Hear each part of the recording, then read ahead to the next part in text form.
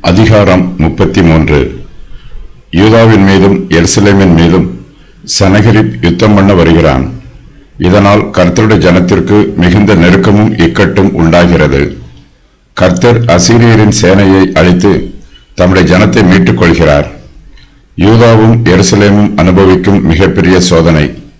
சீயோனில் உள்ள பாவிகள் திகைப்பார்கள்.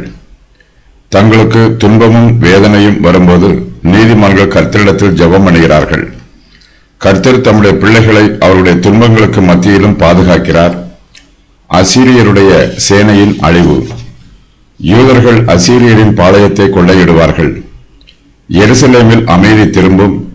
யூதா தேசத்தில் ஆவிக்குரிய காரியங்கள் விருத்தி அடையும். யூதா தேசத்தில் நன்மையும் செழிப்பும் உண்டாகும்.